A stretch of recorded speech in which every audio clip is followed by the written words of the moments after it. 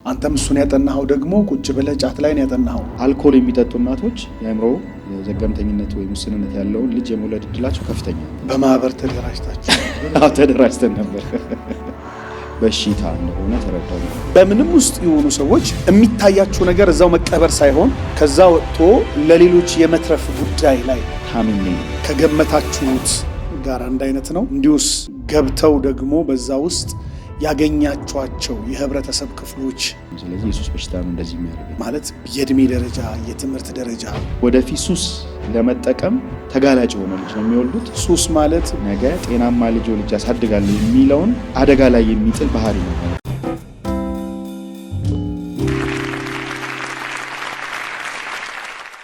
በጣም ትልቅ ሀሳብ ነው ያነሳው።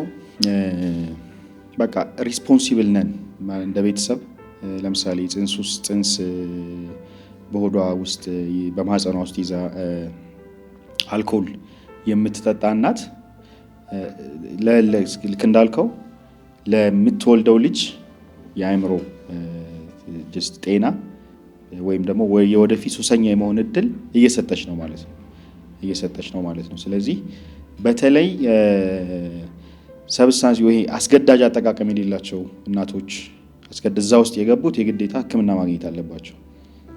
ለምሳሌ ከቁጥጥራቸው በላይ ከሆነ አየዋርላው ጽንስ ይዘውም ያውቁታል እኮ መጠቀሙ ሊጎዳው እንደሚችል ያውቁታል፣ ግን ማቆም አይችሉም። ለምን? ዘ ሞስት ኢምፖርታንት ቲንግ አሁንም ሰብስታንሱ ነው። እንትኑ አስገዳጅ ነው፣ ፍላጎቱ አስገዳጅ ነው። ስለዚህ በዛ ሁኔታ እኛም ጋር የሚመጡ ስላሉ ማለት ነው እንደዛ አሳስቧቸው ግን በቃ ይሞክራሉ፣ አይችሉም። ስለዚህ እኛ ጋር ሄልፕ ፈልገው የሚመጡ አሉ። ሶ አስገዳጅ አጠቃቀም ውስጥ ከሆኑ በተለይ ይሄ በጣም ትኩረት የሚሰጠው ነገር ስለሆነ አሁን ያነሳው ማለት ነው። ስለዚህ ከማርገዝ በፊት ሱስ ውስጥ ያሉ ሰዎች እርግዝናና ሱሱን እንዴት እንደሚያደርጉት ማሰብ አለባቸው፣ መዘጋጀት አለባቸው። ቴራፒ ካስፈለጋቸው ወደ ቴራፒ ሴንተር ሄደው ባለሙያዎች ማመከር አለባቸው ማለት ነው። ለምን ሊያሳድጉ የሚወልዱትን ልጅ ችግር ይዞ እንዲወለድ ምክንያት እየሆነ ነው ማለት ነው ባህሪያቸው። ስለዚህ በጣም ትልቅ ትኩረት ሰጥተው በቃ እግዚአብሔር ያውቃል የሚል አስተሳሰብ ትክክል አይደለም። በቃ ዝም ብለን እየጠጣን ለምሳሌ የአእምሮ ዘገምተኝነት የምንለውን አልኮል የሚጠጡ እናቶች የአእምሮ ዘገምተኝነት ወይም ውስንነት ያለውን ልጅ የመውለድ እድላቸው ከፍተኛ ነው። በእነሱ በጠጡት አልኮል አእምሮ ላይ ውስንነት ያለው ልጅ እንዲወለድ ምክንያት ስለሚሆን ማለት ነው።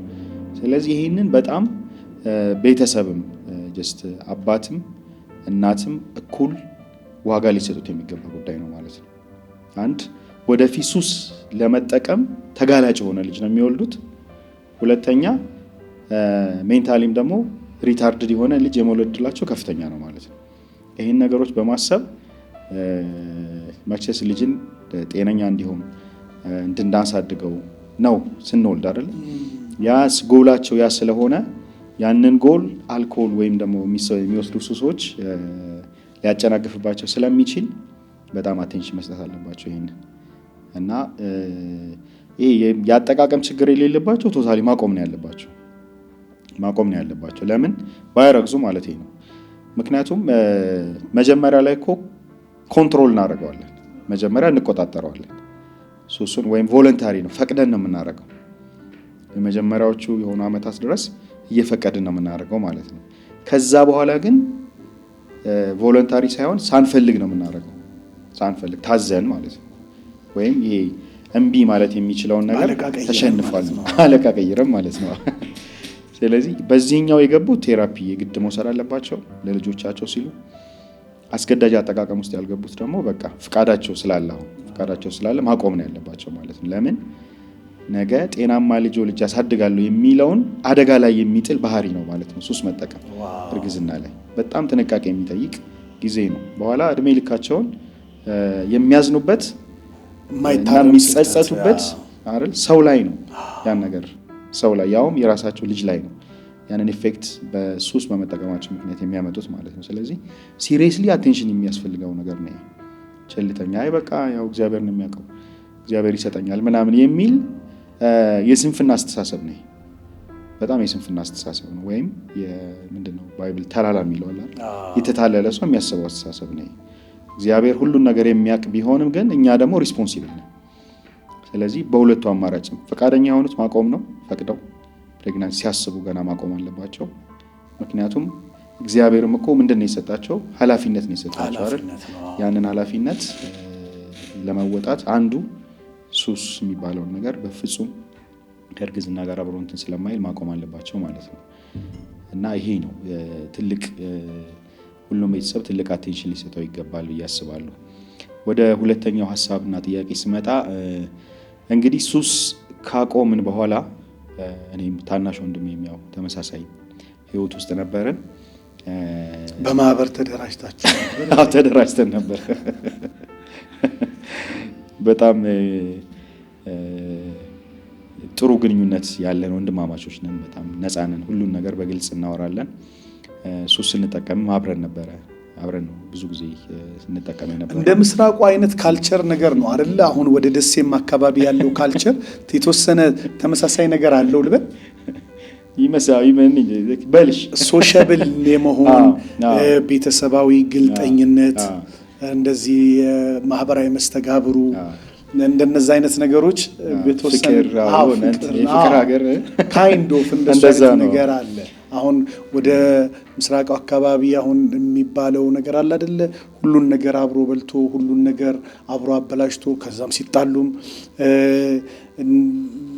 እስኪያ ስጠኝ ተባብሎ ወዲያውኑ ደግሞ ከጸብ በኋላ የሚፈልገውን ነገር ተቀብሎ እንደዛ አይነት ነገር ነው። አሁን ጅቡቲ አካባቢ እንደዛ ሲሄድ አውቀዋለሁ ካልቸሩን በተወሰነ ደረጃ ብዙ ወደዛ አገልግያለሁና እንደዛው አይነት ተመሳሳይ ነገር ነው ማለት ነው ያለው። አዎ በጣም መከባበር አለ፣ ግልጽነት አለ እና ጀስት የፍቅር ሁሉንም ማቀፍ ሁሉን መቀበል አይነት ባህል ያለበት አካባቢ ነው ማለት ይችላል ባጭሩና ስለዚህ እሱም ጋር የነበረን እንትን በዛ መልክ ነበር የምንጠቀመው።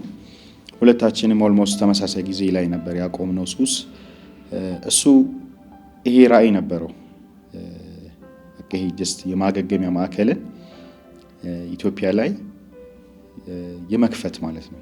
መክፈትና ሰዎች ከሱስ ነፃ መውጣት የሚችሉበትን እድል ማመቻቸት። ይሄ እሱም ሕክምናን ያጠናው እሱም ፋርማሲ አጥንቷል። እንደገና በአዲክሽን ላይ ትሬነር ነው፣ አሰልጣኝ ነው። ጀስት በዓለም አቀፍ ደረጃ ቴራፒ ላይ ስለ አዲክሽን ፕሪቬንሽን ላይ ትሬኒንጎችን ይሰጣል የተለያዩ ዓለም ሀገራትን እየሄደና እንደዛ አይነት እውቀትም ትምህርትም ስለነበረው ስለዚህ አንተም እሱን ያጠናኸው ደግሞ ቁጭ ብለህ ጫት ላይ ነው ያጠናኸው? አብዛኛውን ነገር እዛ ላይ ያጠናኸው። የኦንላይን ኮርሶችን ቅድም አንስተህልኝ ነበር። ሰርቲፋይድ ሆንክ እዛው ጋር ሰርቲፋይድ ሆኛለሁ። ያው ግን በጣም ከምንም ነገር በላይ ያጠናሁት ነገር አዲክሽን ነው። ምክንያቱም ስትረዳው ነው የሚቀልህ። ስትረዳው ይቀልሃል፣ ከጸጸትም ትድናለህ። ምክንያቱም በቃ የነጎዱት አመታት አሁን መተው የሆነ ጥያቄ ይጠይቀዋል፣ የጸጸት እንትን ያመጡብሃል። በዚሁ ግን እንደው አንድ ነገር እየገረመኝ ነበር።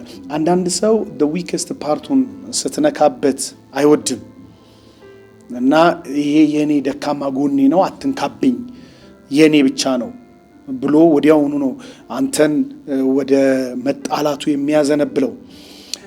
ደግሞ በሌላ በኩል ደግሞ ይሄ የኔ ትክክለኛ ድካሜ ነው ብርታት የማገኝበትና የማሸነፍበትን ነገር ደግሞ ፈልጌ ማግኘት አለብኝ ብሎ እንዳንተ ደግሞ እዛው ቦታ ላይ ሆኖ ብርታቱን የሚያስብ መነሳቱን የሚያስብ ቀጣይ ድሉን የሚያስብ አሸንፎ መውጣቱን የሚያስብና አልፎ ተርፎም ሌሎችን በዚህ ውስጥ ማገዝ የሚችልበትን አንድ ራዕይ ይዤ መገለጥ አለብኝ ብሎ የሚል ሰው ደግሞ ከዛ ውስጥ በጣም ጥቂት ፐርሰንት ነው እና እሱን ራሱ አንስተው እንደው ነግራቸው ብታልፍ ደስ ይለኛል። አሁን ወደ ራዕያችሁ እየገባን ስለሆነ በምንም ውስጥ የሆኑ ሰዎች ግን የሚታያችሁ ነገር እዛው መቀበር ሳይሆን ከዛ ወጥቶ ለሌሎች የመትረፍ ጉዳይ ላይ ማተኮር አለባቸው የሚለውን ነገር እንደው እውነት ብታነሳውና ብታልፍ በጣም ጥሩ አስተማሪ ነገር ነው ይላል።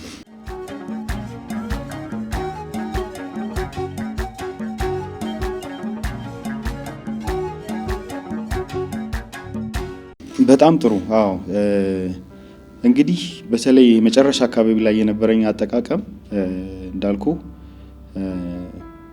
በጣም በራሴም ግራ መጋባት፣ በህይወትም ግራ መጋባት፣ ፊውቸር በቃ የሆነ ግድግዳ ጥቁር ግድግዳ ነው ፊውቸር ሳስብ የሚታየኝ። ውሎዬ ተግቼ የማደርገው ውሎዬ የማልፈልገው ነው፣ ተገድጄ ነው። ስለዚህ ቅድም ያልኩ አይነት ሁኔታ ውስጥ እንዳለው ስረዳ ምንድነው ሱስ? ይህን ያህል አልፈልገውም። በቃ ላይፌን አንዲት ነጥብ ላይ ብቻ የተቀመጠ ሰው አድርጎኛል። ይህን ያህል ብዙ ራዕይና ብዙ አቅም ፖቴንሻል የነበረኝ ሰው እዚች ቦታ ላይ ውስን ያደረገኝ ምንድን ነው የሚለውን እሱን የመጀመሪያ ስራዬ እሱን ማጥናት ነው። ከዛ በኋላ ስለዚህ እሱን በደንብ እዛው ባለውበት ሁኔታ ውስጥ እዛው ሁኜ ቅድም እንዳልከው ሰርቲፋይ ሆኜ በደንብ አወቅኩት ማለት ነው። ስለዚህ ሱስ የአንጎል በሽታ ነው። መገለጫው ምንድን ነው?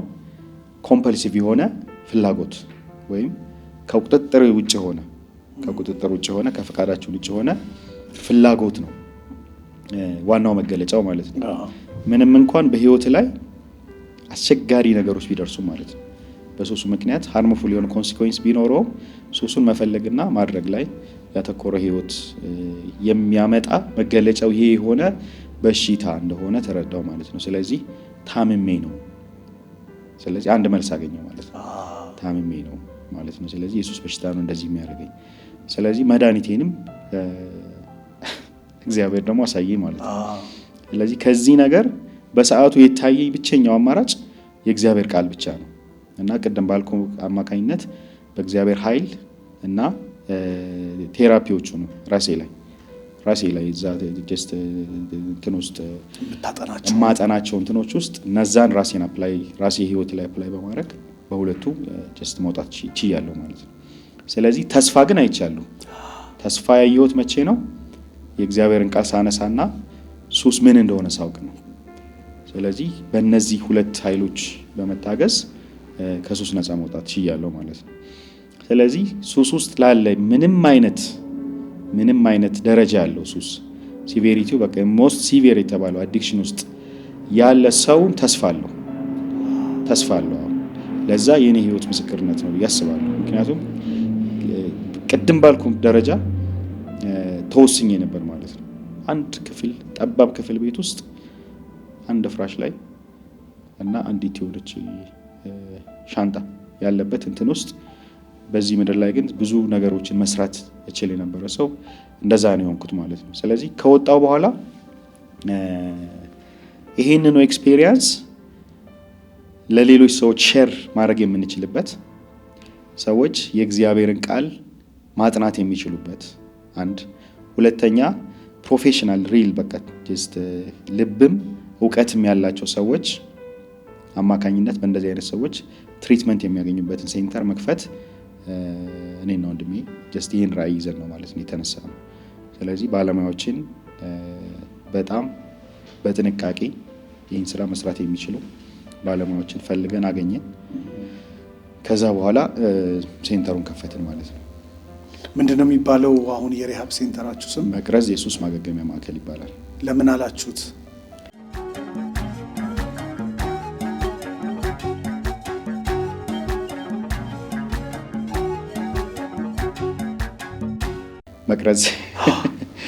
መቅረዝ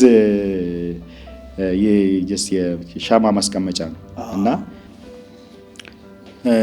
ከሱስ ነፃ መውጣት ህይወት ውስጥ ብርሃን ነው ይዞ የሚገባው።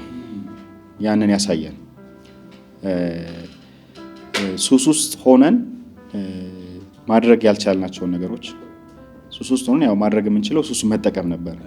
ስለዚህ ሱሱ መጠቀም ስናቆም ጀስት በህይወታችን ውስጥ ትልቅ ብርሃን ይመጣል ማለት ነው።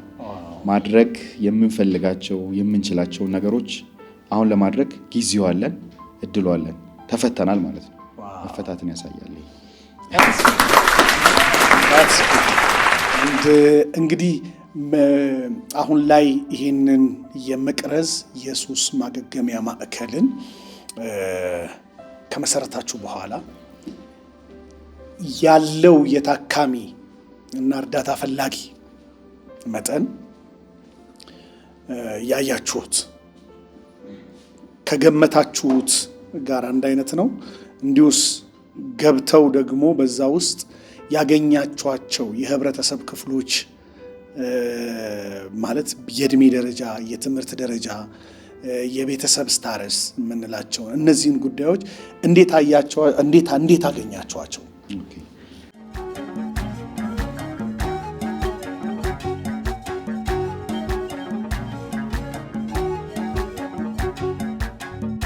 አሁን ሱስ ውስጥ ያሉ ሰዎችን ልጆችን እና ቤተሰባቸው ጋር ያለውን ግንኙነት ማህበረሰቡም ለነሱ የሚሰጣቸውን ግምት ስናይ አብዛኛው ሰው ተስፋ ይቆርጣል በሱስ። ለምሳሌ አሁን ማገገሚያ ማዕከል ገብቶ ምን ብሎ ተመልሶ ይገባል የሚል ተመልሶ ወደ ሱስ ይመለሳል የሚል እንትን ስላለው በቃ ድካም ሊመስላቸው ይችላል። እና ምንድነው አንዳንድ አባባሎች አሉ። ለምሳሌ ሱስ ውስጥ ያለ ሰው ጀስት ለጊዜው ያቆማል እንጂ ተመልሶ መግባቱ አይቀርም የሚል አመለካከት ያላቸው ሰዎች ብዙ ናቸው ማለት ነው። ነገር ግን አሁንም ወደ ሱስ ምንነት ነው የምንመለሰው። ሱስ ምንድነው የሚለውን ስናይ አሁንም የአንጎል በሽታ ይሆንና ሌላ ባህሪው ማገርሸት ነው። የማገርሸት ባህሪ ያለው ሪላፕስ ሊያደርግ ይችላል ማለት ነው። እና ሪላፕስ ማድረጉ የበሽታው አንዱ ገጽታ ነው። ለምሳሌ ሌሎች ህመሞችም ሪላፕስ ሊያደርጉ ይችላሉ። ስለዚህ ከሌላው በሽታ ተለይቶ የሚታይ አይደለም። እና የጠበቅነውን ያህል ሰው እየቻለ ለምሳሌ ጀስት ከፍለው ማሳከም እየቻሉ ልጆቻቸውን ወይም ደግሞ ጀስት በዙሪያቸው ያሉትን ሰዎች ሱስ ማገገሚያ ማዕከል ውስጥ አስገብተው ነፃ ሆኖ ነፃነቱን የሚቀጥል ህይወት ይኖራል የሚል ግምታቸው ወይም እይታቸው ትንሽ አነስ ያለ ይመስለኛል በአጠቃላይ ሳየው ማለት ነው። ነገር ግን ለምሳሌ ጀስት ሌሎች ህመሞች ቢሆኑ ብዙ ዋጋ የሚያስወጡ ብዙ ውጭ ድረስ መላክ ያለባቸው አይነት ህመም ቢታመሙ ለዛ ዋጋ ይከፍላሉ። በምንም በቃ ቤተሰብ እንትን ብለው ምናምን ጀስት ታከመው እንዲመጡ ሊያደርጉ ይችላሉ ማለት ነው። ሚሊየንስ ሊያወጡ ይችላሉ። ግን ሱስ ውስጥ ያለውን ልጅ ግን ብዙ ጊዜ ምንድነው የሚደረገው? ኔግሌክት ነው የሚደረገው፣ ኢግኖር ይደረጋል ማለት ነው። ለምን? ህመም ነው ቢታከም ሊድን ይችላል የሚለው አስተሳሰብ ገና አልሰረጸም ብዬ አስባለሁ። ስለዚህ ሁሉም ቤተሰብ የሚችል ማሳከም እየቻሉ በቃ ተስፋ በመቁረጥ ማለት ነው በቃ እሱ አይሻሻልም በሚል የልጆች መዳን እየቻሉ ማለት ነው። አሁን ለምሳሌ የእኛን ህይወት ብታየው በቃ ብዙ ስራ መስራት ችለናል ከወጣን በኋላ። ሱስ ካቆመን በኋላ በቃ ህይወታችን በብዙ ብርሃን በብዙ ኃይል ተሞልቶ ብዙ ስራ የምንሰራ ሰዎች ነው የሆነው።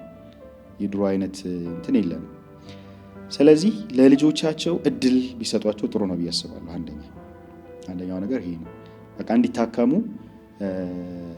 ይሄ ሱስ ውስጥ ያሉ ልጆችን የማሳከም ባህል በጣም ተጠናክሮ መቀጠል አለበት ማለት ነው። ምክንያቱም የሚመስላቸው ምክሩ ሕክምና ወይም ቁጣውን ሕክምና አድርገው ሊያዩት ይችላሉ።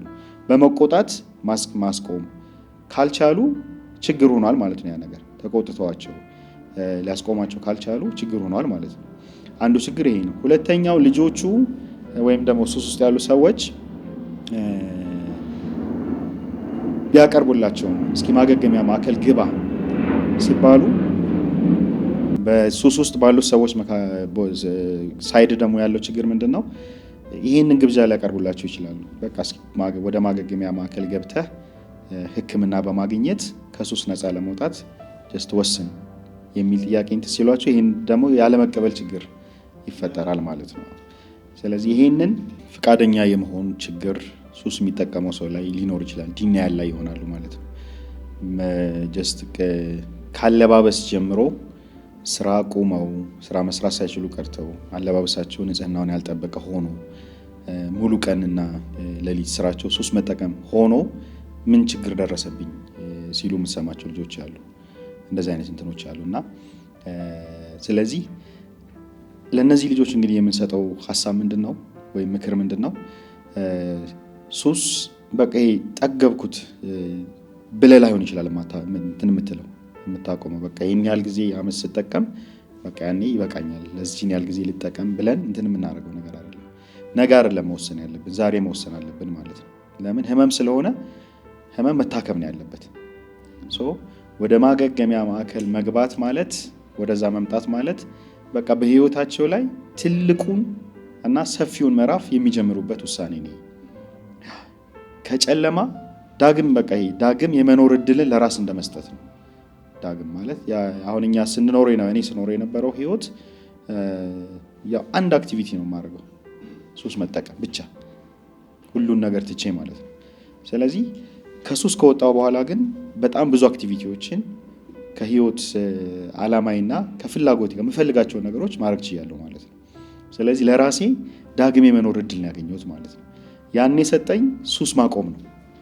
ስለዚህ ሱስ ለማቆም አንዳንዶቹ ውጭ ነው ሊያቆሙ ይችላሉ፣ ግን ችግር ከሆነባቸው የግዴታ የማገገሚያ ማዕከል ያስፈልጋቸዋል ማለት ነው። ስለዚህ ቤተሰብ የሚያቀርብላቸውን እድል መጠቀም አለባቸው። ህይወታቸውን ነው መልሰው የሚያገኙት። ተወስዷል እኮ ፍቃድ ተወስዷል፣ ህይወት ተወስዷል። ስለዚህ ያንን ለማስመለስና ለመኖር የግዴታ ነፃ መሆን አለባቸው ማለት ነው። ስለዚህ ነፃ መሆን የሚችሉበትን ማገገሚያ ማዕከል ውስጥ አንድ ከሱስ ነፃ ይሆናሉ። ሁለተኛ ወደ ሱስ እንዳይመለሱ የተለያዩ አይነት ቴራፒዎችን ይወስዳሉ ማለት ነው። ምክንያቱም ቅድም እንዳልኩ የመመለስ እድል ያለው ነገር ነው፣ ግን አለመመለስ ይቻላል። ወደ ሱስ አለመመለስ ይቻላል፣ የመመለስ ባህሪ ቢኖረውም ማለት ነው። ለዛ ነው ቴራፒ የሚያስፈልገው። ሪሃብ ሴንተር ውስጥ መቆየትና ቴራፒ መውሰድ የሚያስፈልገው ሪላፕስን ፕሪቬንት ለማድረግ ከሱስ ጋር የተገናኙ ለምንድን ነው የምጠቀመው ሱሱ? ለምሳሌ እኔ የጀመርኩት ሶሻብል ለመሆን ነበራል። ስለዚህ ከሱስ የማገኛቸው ጥቅሞች ምንድን ናቸው? እነሱን ጤናማ በሆነ በሌላ መንገድ ማግኘት እንደሚችሉ ማሳየት ነው አንዱ ስራ። ሁለተኛ እንትኖች አሏቸው፣ ትሪገሮች አሏቸው። ለምሳሌ አሁን ያኔ እኔ ሳቆም ስለ ትሪገር ማወቄ ረድቶኛል አይደል? እግዚአብሔር በኃይሉ ቢያስቆመኝም ትሪገርሶችን ግን መለየት መቻሌ፣ ቁጭ ብዬ ምንድን ነው የሚቀሰቅሰኝ የሚለውን ነገር መለየት መቻሌ ሪላፕስ እንዳላረግ ፕሪቬንት አድርጎኛል ማለት ነው። ስለዚህ የእግዚአብሔርን አሁን አንዳንዴ የእግዚአብሔር እርዳታ በእኛ ስራ ውስጥ ነው የሚገለጠው ብዬ ነው የማስበው። ረጅም ጊዜ ቁጭ ብዬ በቃ ጌታ ሆይ አድነኝ፣ በቃ ይህን ሱስ ከኔ ውሰደው ያልኩባቸው ጊዜያቶች አሉ። ግን እግዚአብሔር ያንን ነገር ያነሳልኝ በእኔ ጥረት ውስጥ ኃይሉ ተገልጦ ነው ብዬ ነው የምረዳው። ስለዚህ መስራት አለብን ማለት ነው። እነዛን ትሪገሮቻቸውን እንዲለዩ እናረጋቸዋለን። በጣም ውስጥ ድረስ ኢንተርናል የሆኑ ትሪገሮች ይኖራቸዋል፣ ስሜቶች ሱስን እንዲጠቀሙ የሚቀሰቅሳቸው ማለት ነው። እነሱን ሪሃብ ሴንተር ውስጥ ቁጭ ብለው ይለያሉ ማለት ነው። ስለዚህ ነፃ የመውጣት የመታደስ ተሐድሶ የመታደስ ጊዜ ነው የሚያሳልፉት ማለት ነው። ስሜታዎቻቸውን የመረዳት ለምሳሌ አሁን ትልቁ ትሪገር ኤክስተርናል ከሆኑ ትሪገሮች ውስጥ ትልቁ ሁለት ብናነሳ ጓደኞች፣ ሱስ የሚጠቀሙ ጓደኞች እና ቦታዎች፣ እነዚህ ናቸው። እኔ ሱስ ሳቆም ሰፈር ቀይሬያለሁ፣ ቤቴን ማለት ነው። ቤቴን ተከራይቼበት የነበረውን ቤት ቀይሬያለሁ። ለምንድን ነው? ያስታውሰኛል፣ ያን ነገር ያስታውሰኛል። ስለዚህ ያረኩት ነገር ምንድን ነው? በቃ ቤት መቀየር አንድ። ሁለተኛ ጓደኞቼን ስልካቸውንም እንትን አልልም ነበር። ይሄ አብረውኝ ይጠቀሙ የነበሩት ይሄ ጥላቻ አይደለም፣ ግን የፕሪቬንሽን አንድ አካል ነው ማለት ነው። ስለዚህ ከወጡ በኋላ ሄደው በቃ ሪሃብ ሴንተር እኮ እንደዚህ 3 ወር 5 ወር ቆይቼ መጣሁ ሊሉ ከሄዱ እዛው ቁጭ ሊሉ ይችላሉ ማለት ነው። እንኳን ደህና መጣ ብለው እዛው ያስቀሯቸዋል ማለት ነው። ለምን? ያ ነገር አንጎል ውስጥ አሶሲዬሽን ፈጥሯል። ያ ሰውና ያ ጓደኛቸውና ሱሱ ግንኙነት አላቸው ማለት ነው። የሁለቱም ግንኙነት ፕሮግራመርስ ናቸው። ከነሱ በላይ ነው፣ ከቁጥጥር በላይ ነው ማለት ነው። ስለዚህ ምንድነው ማድረግ ያለባቸው? ቶታሊ ኢቨን ብሎክ ማድረግ ሊኖርባቸው ይችላል። አንዳንድ ስትሮንግ እንግዲህ ብሎክ የሚያደርጓቸው ሰዎች እኮ ባለፉት ዘመናት በጣም ብዙ ቁርኝት ያለው ግንኙነት ያላቸው ብዙ መከራዎችን አብረው ያለፉ ምናምን ሊሆን ይችላል። ግን ሪከቨሪ ይሄን ይፈልጋል። ሪከቨሪ ጭካኔን ይፈልጋል ማለት ነው። ስለዚህ ያንን ነገር ማዕከል ውስጥ ገብተው ነው የሚያገኙት። ይህንን ቴራፒውን ትምህርቱን ያገኛሉ ማለት ነው። እና ማዕከላችን በደንብ የተደራጀ ትሬኒንጎችን ይሰጣል። ቴራፒስቶችም አሉ ብቃት ልምድም ያላቸው በእነሱ ሕክምና በማግኘት ከሱስ ነፃ መውጣት ይችላሉ ማለት ነው። ሌላው ማህበረሰቡ አሁን በተለይ ሰዎችን የመርዳት ፍላጎት ያለው ሰዎች ስፖንሰር ቢያደርጉ አሁን ትንሽ ያው ይሄ የአዲክሽን የሪሃብ ሴንተር ትንሽ ኮስታቸው ከፍ ያለ ነው። ኮስታቸው ውድ ነው፣ ያው የታወቀ ነው። እና አንድ ሰው ማሳከም ይችላሉ። አንድ ማለት መውጣት ፈልገው ደግሞ መክፈል ያልቻሉ ደግሞ አሉ ማለት ነው። የኛ ማዕከል ልክ እንደ አስራት ከ10 አንድ እንሰጣለን ነፃ። 10 ሰው ካለ ለአንድ ሰው ነፃ ነው። 10ኛው ሰው በነፃ ይገባል ማለት ነው። 20 ሲሆን 20ኛው ሰው በነፃ ይገባል። ምንም በቃ በራሳችን ወጪ ማለት ነው። እና በዚህ መልክ ያሳከምናቸው እዛውም ስራ የሰጠናቸው ሰዎች አሉ። ስለዚህ ሰዎች ምን ማድረግ ይችላሉ ማለት ነው። አሁን ጀስት አንድ ጥሩ ስራ ለስራ ብለው ሲያስቡ በሱስ ህመም እየተሰቃየ ያለን አንድን ሰዎቹ አሉን እኛ ጋር። ስለዚህ ሰዎች በዚህ መልክ ሰፖርት በማድረግ ለአንድ ሰው ብርሃን መሆን ይችላሉ ማለት ነው። ይህም አንድ እድል ነው።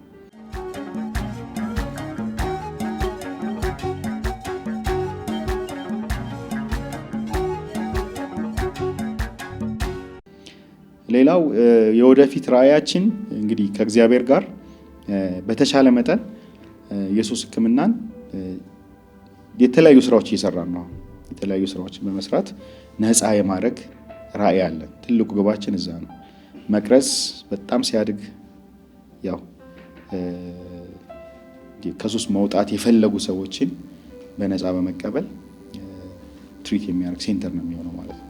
ይህ የረጅም ጊዜ እቅዳችን ይሄ ነው። ምን ያህል ታካሚዎች አሏቸው አሁን በአሁኑ ሰዓት? ወይም ከጀመራችሁስ ደግሞ ምን ያህል የማህበረሰብ ክፍሎችን መርዳት ችላችኋል? ከእድሜም ተዋጽኦ ጋራ በተያያዘ ምናልባት ይሄ የህክምና ማዕከሎች አንዳንድ ጠሊቅ የሆኑ ኢንፎርሜሽኖችን መጠየቅ አይቻልም። ከማህበረሰብ ከዛ ውስጥ ተጠቃሚ ከሆኑት ማህበረሰቦች የሴኪሪቲ ጉዳይና ከሚስጥር ጠባቂነት አንጻር በሃይማኖት ቤትና በህክምና ቤት በአብዛኛው እነዚህ ነገሮች በጣም ተጠባቂዎች ናቸው። ግዴታ እና እንደሱ ካልሆነብኝ ምናልባት እንግዲህ እድሜ ከ16 ዓመት እስከ 70 ዓመት ተቀብለን እናውቃለን። እስከ 70 ዓመት ድረስ ያሉ ሰዎችን ተቀብለን እናውቃለን። እስከ 70 ዓመት ድረስ ምናምን አሜዚንግ። በጣም ስትሮንግ ፕሮብለም ነው ማለት እኮ ነው። በቃ እንትን ነው እንደነገርኩ ነው። በሽታ ስለሆነ እድሜ አይለይም። አሁን እድሜ ላይ ያነሳ ነው ቅድም እርሊ መጀመር ሪስክ አለው። አንደኛ ረጅም ጊዜ መቆየት እድልን ከፍ ያደርጋል። ሁለተኛ ሰብስታንስ ዩዝ ዲስኦርደር ወይም የሱስ ህመም የማጋለጥ ለሱስ ህመም ሱስ መጠቀሙ ወደ ሱስ ህመም የማደግ እንትኑን ይጨምራል ማለት ነው። ስለዚህ እርሊ መጀመር ያለው እና ከ16 ዓመት ጀምሮ እስከ 70 ዓመት ድረስ ታካሚዎች ኖረውን ያውቃሉ። አሁን 20 አካባቢ ታካሚዎች አሉን። ደስተኞች ናቸው። በፈቃደኝነት መጽሐፍ ቅዱስ ያጠናሉ። እንዲሁም ቴራፒዎች ቅድም ባልኩ ሳይኮሎጂስት። በፈቃደኝነት ስትል አስገዳጅ አይደላችሁም?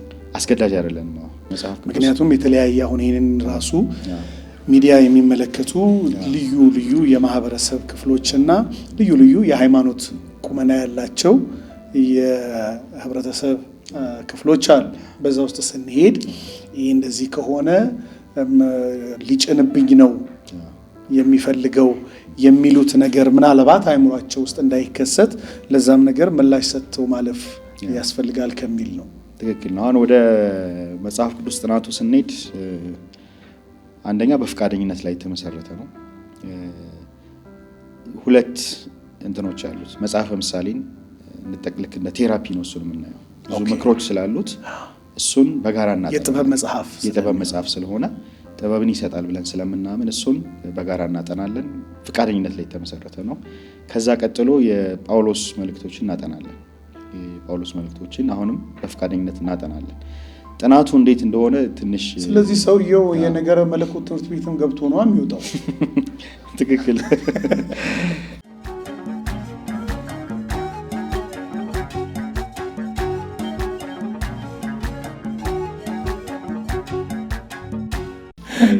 ጥናቱ እንዴት መሰለ?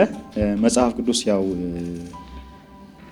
ሁላችንም ለምሳሌ የሚነበበው ክፍል ላይ ሁሉም ሰው ያነባል። ሁሉም ሰው የተረዳውን ይናገራል። ለምሳሌ እንደዚህ ከበን እንትን ብናረግ አንተ የተረዳውን ትናገራለህ፣ እኔ እናገራለሁ፣ ሌሎቹ ይናገራሉ። ጥያቄ የለም። ጥያቄ አንቀበልም። ማንም መጠየቅ አይችልም። መናገር ብቻ ነው የሚቻለው ማለት ነው የተረዳውን። ሁለተኛ ተቃውሞ ማሰማት አይቻልም። ለምሳሌ አሁን ይሄ እንደዚህ አይደለም ትርጉሙ ምናምን ማለት አንፈቅድም ማለት ነው። ስለዚህ ምንድነው የምንፈልገው? መጽሐፍ ቅዱስን የማንበብ ባህሪ መንፈሳዊ ህይወት ውስጥ እንዲገቡ ይሄን እናደርጋለን ማለት ነው። ስለዚህ ጥያቄ የለም፣ መቃወም የለም፣ ይሄ ትክክል አይደለም ብሎ መናገር የለም። ምንድነው የምናደርገው? በፍቅር በአንድነት መጽሐፍ ቅዱስ ያው ጀስት የሁላችንም ስለሆነ የገባንን ነገር ማንጸባረቅ መቀበል። ለምሳሌ አንተና እኔ የተለያየ አይነት አመለካከት ሊኖር ይችላል፣ የተለያየ አይነት ሃይማኖት ሊኖረን ይችላል። ኦኬ ማለት ነው። ኦኬ አብረን ግን የጌታን ቃል ማንበብ እንችላለን የሚል ነው። አብረን ከመጽሐፍ ቅዱስ ማግኘት የምንችለውን ኃይል መቀበል እንችላለን። አንተ የተረዳውን ትነግረኛለህ፣ የምቀበለውን ተቀብዬ ማልቀበለውን ይሄ ትክክል አይደለም ሳልልህ እተዋለሁ ማለት ነው። ስለዚህ የፍቅር ጊዜ ነው ያ ጊዜ። ወደ ሙስሊሞች ስንመጣ ለሙስሊሞቹ ምንድነው የምናደርገው? ቁርአን እንዲያነቡ እናበረታታለን። መስገጃ ስፍራ እንዲኖራቸው ምቹ የሆነ ሶላት እንዲሰግዱ መንፈሳዊ እንዲሆኑ እናበረታታለን ማለት ነው። ስለዚህ የእምነት ተቋም ሳይሆን ቴራፒ ነው። ግን መንፈሳዊነት ያው የራስ የሚወት ስለሆነ መንፈሳዊነት በጣም ስለረዳኝ እንዲሁም ከብዙ ምስክርነቶችም ስናይ አይደል ብዙ ሃይማኖት ሰዎች በቃ የእምነት አስተማሪዎች አብዛኞቹ ሱስ ውስጥ የነበሩ ናቸው አይደል ሲናገሩ እንግዲህ ምስክርነት ላይ ሲንሰማ ማለት ነው። ስለዚህ ያንን እድል መስጠት ነው። ሃይማኖትን መጫን፣ ሃይማኖትን መስፋፋት ምንም እንትን የለው። እድሉን ግን እንሰጣቸዋለን ማለት ነው። በእምነታቸው እንዲበረቱ ኦርቶዶክሱም ጠንካራ ኦርቶዶክስ እንዲሆን፣ ፕሮቴስታንቱም ጠንካራ ፕሮቴስታንት እንዲሆን፣ ሙስሊሙም በቃ ጠንካራ ሙስሊም እንዲሆን ማለት ነው። ይሄንን ነው የምናደርገው። ለሁሉም እምነት የተመቻቸ ሁኔታ ነው ማለት ነው የፈጠርነው። በጣም እንግዲህ ከዚህ ጋራ ወደ መጨረሻው አካባቢ ላይ ስንመጣ የወደፊት ህልማችሁንም ራዕያችሁንም በምን መንገድ ልታስፋፉት እያሰባችሁ እንደሆነ የማህበረሰቡም አሁናዊ አቀባበል የቀደምት ደግሞ የነበሩት በዚህ ጉዳይ ላይ የሚገኙትን ሰዎች ለማገዝ ሳይሆን ለመግፋት የነበረውን ያመለካከቱ ውቅር እነዚህ ነገሮች አንስተናልና መጨረሻ ላይ እንደው ስለ ማይንድ ፕሮግራሚንግ ነው ሱስም ሪሃቢሊቴሽን ሴንተርም ውስጥ ገብተው ሰዎች ሪሃብ ሲያደርጉ የማይንድ ፕሮግራሚንግ ነው የምታደርጉት። ነው እንደገና ሰዎች ሀቢታቸውን ሰዎች ተግባራቸውን ሰዎች የወደፊት እንቅስቃሴያቸውን በሚጎዳቸውን ጉዳይ ላይ የነበረውን ቅርጽ በሚጠቅማቸው ጉዳይ ላይ የመቀየር ስራ ነው የምትሰሩት እና ያንን የሪፕሮግራሚንግ ስራ ከመንፈሳዊነት አለበት ብለኸኛል። ከዛ በኋላ ሳይንቲፊክ የሆነ እገዛ አለው። የሪሃብ ሳይንስንም እዛ ውስጥ ታካትቱበታላችሁ እና ያንን የሚቀበሉትና የሚወጡት ሰዎች በምን አይነት መንገድ እንደገና ፎሎ አፕ ታረጓቸዋላችሁ እና እሱኛውን ብትነግረንና ከዛ የቀረ የምትላቸውንና ማህበረሰቡ ሊረዳን ያስፈልጋል ያንን ተረድቶ ደግሞ ከኛ ጋር አብሮ ሊሰራ ይገባዋል የምትለውን ነገር ብታነሳው።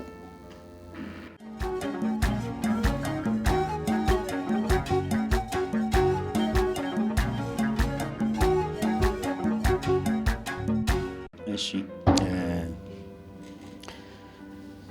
አሁን ትልቁ የማገገሚያ ማዕከል ውስጥ የመግባት ጥቅም አሁን ያልከውን ነገር ማምጣት ነው። ከሱስ ጋር የተገናኘ አስተሳሰብ አላቸው። ከሱስ ጋር የተገናኘ አስተሳሰቦች አሉ። ለምሳሌ ያለ ጫት መቃም ምንድነው? ያለ ጫት ማንበብ አልችልም። አሁን ተውት ነው። ይሄ ሐሳብ ነው። ይህንን ሀሳብ ማዕከል ውስጥ ባሉ ባለሙያዎች መጀመሪያ እውነት ነው ወይ? ምክንያቱም አንዳንዴ ውሸት ያመንነው ውሸት ስንኖረውን ረጅም ዓመት ልንኖረው እንችላለን። ያመንነውን ውሸት በቃ ህይወታችንን ላለፉት ብዙ ዓመታት እየኖርነው ያንን ሊሆን ይችላል። ስለዚህ እሱን እውነት ነው ወይ? ምንድነው መረጃችሁ ለዚህ ነገር ኤቪደንስ አላቸው ወይ ነው። ኤቪደንስ የሌለው ነገር እውነት አይደለም። ስለዚህ እሱን እንዲያዩ እናደርጋለን። ሁለተኛ ኤክስፐሪመንት እንዲያደርጉ እናደርጋለን። ለምሳሌ ያለ ጫት ማንበብ አልችልም ብሎ የሚያስበው ሰው እስኪ ሞክር። ስለዚህ ሲሞክር በእርግጠኝነት ይችላል ማለት ነው። ስለዚህ ያን ነገር አሁን ምን ያደርጋል ማለት ነው? ፕሮግራሙን ይቀይራል ማለት ነው ፕሮግራሙን። ስለዚህ ምን አይነት ያለ ጫት ማንበብ ይችላል። ይሄንን አሁን እኛ ብለነው ሳይሆን እሱ ራሱ ፕሩፍ አድርጎት ነው እንትን የሚያደርገው። ሶ ሄልዚ የሆኑ ኮፒንግ ሜካኒዝሞችን ራሱ ዴቨሎፕ በማድረግ የአስተሳሰብ ለውጥ በማምጣት የባህሪ ለውጥ እንዲያመጡ ነው የምንሰራው። አስተሳሰባቸው ላይ ነው የሚሰራው ማለት ነው። ሶ ከሀሳብ የጀመረው ለውጥ በባህሪ ይገለጣል ማለት ነው። ስለዚህ ዋናው ይሄ ኮግኒቲቭ ቢሄቪየራል ቴራፒ ይባላል። ዋናው ቴራፒ መቅረዝ ውስጥ የምንጠቀመው ይሄንን ነው። ሀሳብን በመለወጥ ባህሪ መለወጥ፣ ስሜትን መለወጥ ይቻላል ማለት ነው። ያን እንደሚችሉ ማሳየት ነው። ሌላ ከሱስ ጋር የተገናኙ ባህሪያት አላቸው። ቅድም ያነሳናቸው አሉ። ለምሳሌ መዋሸት፣ ራስን፣ ቤተሰብን መዋሸት አይደል? ቀጠሮ ማፍረስ፣ የስራ አለባበስ ላይ ቸልተኛ መሆን፣ ጤና ላይ ቸልተኛ መሆን አይደለ? ለምሳሌ መጠጥ የሚያስከለክል መድኃኒት የማይጠቀም ሰው አለ፣ እየታመመ ማለት ነው። ለምን? መጠጡ ማቆም ስለማይፈልግ። ይሄንን የሚያደርጉ ብዙ ሰዎች ነው ያሉት። አሁን ይሄንን አንድ ያልታመመ ሰው ይሄን ሊያስብ አይችልም አይደለ? ምክንያቱም ጤናውን ሊያሻሽል የሚችለውን ነገር ጤናውን የሚጎዳውን ነገር ለመጠቀም ብሎ ይሄኛውን ሊተው አይችልም ማለት ነው። ስለዚህ ከዚህኛው ከፍ የሚል ህመም ነው ማለት ነው። የአንጎል ስለሆነ ከሌሎች ህመሞች እንዲያውም ከፍ የሚል ይሆናል። ዋናው ማዘዣው ነው የታመመው፣ እሱን እንደዛ ስለሆነ ማለት ነው። ስለዚህ የሱሰኝነት ባህሪያቶቻቸውን እንዲለዩ እናደርጋለን። ቸልተኝነት፣ አለባበስ ላይ የተዝረከረከ ቤት፣ ክፍላቸው ሜሲ የሆነ ነገር ነው የሚሆነው። እንደገና ስሜቶቻቸው ጋር ከፍ ዝቅ ነው የሚለው ስሜት፣ የተረጋጋ ነገር ደስ አይላቸውም፣ ይሰለቻቸዋል ማለት ነው። ስለዚህ ዳውኑ ነው ሱሱን ተጠቅመው ከፍ ማለት ነው የለመዱት። ያንን እንግዲህ ለ10 ዓመት ሊሆን ይችላል። ስለዚህ አሁን እንትን አሰልቺ ነው የሚሆንባቸው የተረጋጋ ስሜት፣ እሱን እንዲለምዱት። አሁን ረጅም ጊዜ ሲቆዩ እኛ ጋር 4 ወር 5 ወር ሲቆዩ ያን ነገር ይለምዱታል ማለት ነው። ሲወጡ የመመለስ እድላቸው ቀንሶ ይወጣል። እነዚህ ነገሮች ያገኛሉ ማለት ነው። ከዛ በኋላ ፎሎ አፕ ይኖራቸዋል። ከዛ በኋላ ጋር የነበራቸው የግንኙነት መስመር አሁን አንድ ግንዛቤ ማህበረሰቡ ላይ እንዲፈጠር የሚያስፈልገው እሱ ነው። የሱስ ሕክምና የእድሜ ልክ ሕክምና ነው፣ ወይም ደግሞ ሪከቨሪ የምንለው ነገር የላይፍ ሎንግ ነው። ምንድነው ሪሃብ ሴንተር ውስጥ የተወሰኑ ወራት ቢያንስ 3 የኛንተ ጥሩ የሚባለው 5 ወር መቆየት፣ ይሄ ፓርት ነው ማለት ነው። ፓርት ኦፍ ሪከቨሪ ነው። ሬዚደንሻል የሆነ እዛው ኢምፔሽንት ሆነው ትሪትመንት ሴንተር ውስጥ አንዱ የሪከቨሪ ክፍል ነው ማለት ነው። ከዛ ሲወጡ የግዴታ ፎሎ አፕ ያስፈልጋቸዋል፣ መመለስ አለባቸው። በተመላላሽ ህክምናው መቀጠል አለበት ማለት። ለምሳሌ የወጡ በሳምንቱ መምጣት አለባቸው። ከዛ በኋላ ሁኔታቸው እየታየ ውጭ ያጋጠማቸውን ችግሮች ሊሆን ይችላል፣ ፍላጎታቸው ክሬቪንጉ ወይም ደግሞ ሱስ የመጠቀም ፍላጎቱ መጠኑ ምን ያህል ነው፣ ተፈተኑ ወይ፣ ወደቁ ወይ ምናምን የሚለውን ነገር ዲስከስ እናደርጋለን ማለት ነው። ስለዚህ የግዴታ ክትትል ያስፈልገዋል። ከዛ በ15 ቀን ሊሆን ይችላል፣ በወር ሊሆን ይችላል፣ እስከ 1 ዓመት ድረስ ፎሎ አፕ ያስፈልጋቸዋል። ፎሎ አፕን ማቋረጥ እንደ መመለስ ነው የምንቆጥረው። ያን ከጠፉ በቃ ተመልሷል የሚል እንትን ነው የምንወስደው አብዛኛውን ጊዜ። ምክንያቱም ጨርሰናል የሚል ሀሳብ ይዘው ከወጡ በቃ ፌል አድርጓል ማለት ነው። ያ ነገር የማያልቅን ነገር ጨርሰናል ለከወጣ ውሸት ነው ማለት ነው። አሁንም ነገር ውሸት ነው የሚሆነው። ስለዚህ ይሄ ሪከቨሪ የሚለው ነገር ኢስ ላይፍ ሎንግ፣ ግን የተወሰኑ ወራት ማዕከል ውስጥ ከዛ በኋላ ደግሞ በተመላላሽ እና በከፍተኛ ጥንቃቄ ነው ሪከቨሪ ሊቀጥል የሚችለው። በከፍተኛ ጥንቃቄ በጭካኔ አይደል?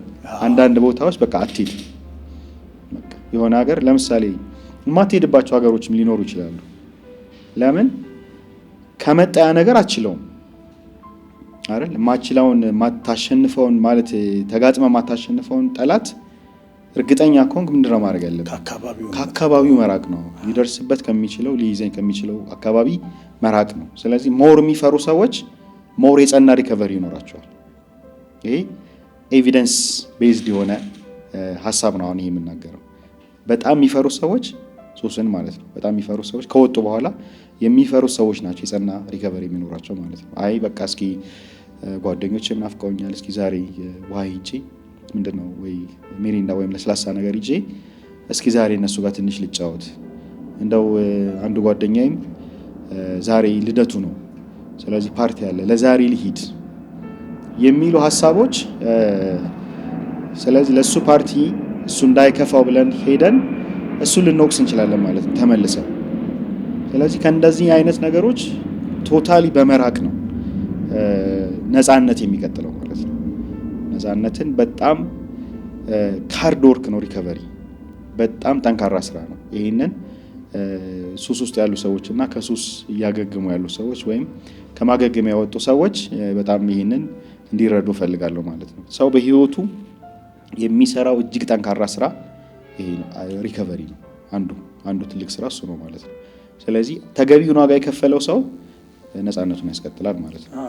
ግን ለሰው ብሎ ወይም እስኪ ዛሬ እስኪ ይላል ያንን የተቀበለ ሰው ግን ፌል ያደርግ ይችላል ማለት። ይሄ ምን ይባላል? ሪላፕስ ጀስቲፊኬሽን ይባላል። ሪላፕስን ጀስቲፋይ ማድረግ ማለት ነው። በቃ አሁን እንግዲህ 1 አመት ሆነ ይህን ያህል መፍራት ምንድን ነው ይልሃል መጥቶ ማለት ነው።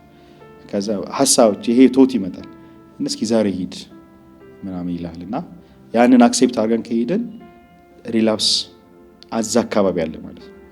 እዛ አካባቢ የማናመልጠው ሪላፕስ ሊኖር ስለሚችል ሙሉ በሙሉ መስመራችን መቀየር አለበት። በቃ የምንሰማራበት ብዙ ነው። ለምሳሌ በፊት መካኒዝማችን ሱስ መጠቀም ነው ለብዙ ነገሮች። በቃ አክቲቪቲያችን በሙሉ ሱሱ ጋር የተገናኙ ነበሩ። ከሱስ ከወጣም በኋላ መጀመሪያ ያሉብን ነገሮች አሉ። የድሮ አይነት እንቅስቃሴ በማድረግ ነፃነት ማስቀጠል አንችልም። ስለዚህ ጂም መግባት ሊኖርብን ይችላል። ሄልዚ መካኒዝሞች ጂም መግባት፣ ራስን መጠበቅ ለምሳሌ ማሳጅ ጀስ መሰራት፣ ድሮ ማናረጋቸው ነገሮች፣ ቤተ መጻሕፍት መሄድ፣ ስፒሪቹዋል ህይወትን ማድረግ፣ እንደገና ጀስ ማነሳሳት ሊሆን ይችላል። ሱስ የማይጠቀሙ ሰዎች ጋር ብቻ መገናኘት፣ ፊልም ቲያትሮችን ማየት ሊሆን ይችላል እንደ መዝናኛ። ስለዚህ አንዱም አሁን ለምሳሌ መዝናኛዎቼ ብለው ልዝናናባቸው የሚችሉ ነገሮች ብለው ሊስት ማድረግ አለባቸው ሴንተር ውስጥ እንዳሉ። ለምን ቦሪንግ ሊሆንባቸው ይችላል። ቦሪንግ በቀላሉ መደሰት ነው የለመዱት። በቀላሉ መደሰት ነው። አሁን ከሱስ ውስጥ እያለን በቃ አንድ ነገር አድርገህ ትደሰታለህ። አሁን ግን ያ ነገር እንዳይመጣብህ ይሄ ፍላጎቱ እንዳይመጣብህ ትንሽ ላይፋችን ምን መሆን አለበት ማለት ነው? ስኬጁል ያስፈልገዋል ማለት ነው። በጣም እንደዛ እነዚህ ነገሮች ያገኛሉ ቴራፒስቶች ማለት ነው። አድራሻችሁ